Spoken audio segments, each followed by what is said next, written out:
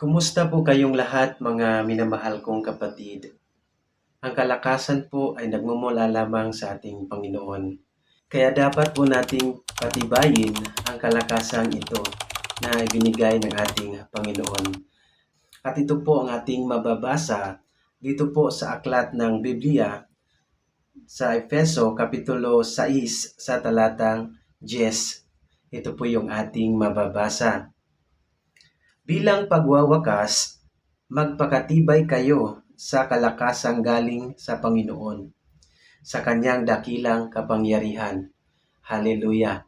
Dito po mga minamahal kong kapatid ay ang kalakasan pala ay nagmumula sa dakilang kapangyarihan ng Diyos.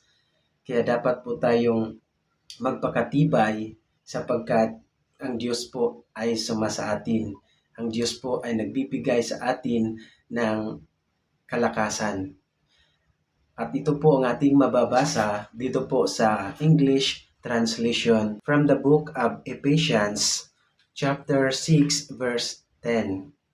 Ito po yung ating mababasa.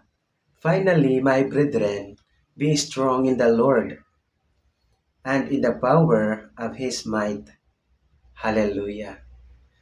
Mga minamahal kong kapatid, tayo po ay manatili sa Panginoon upang ang ating kalakasan ay mananatili sapagkat sa Kanya nagmumula ang kalakasan.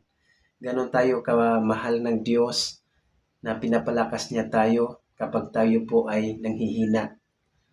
Hanggang dito lamang po mga minamahal kong kapatid. Maraming salamat. Ingat po kayo palagi. God bless.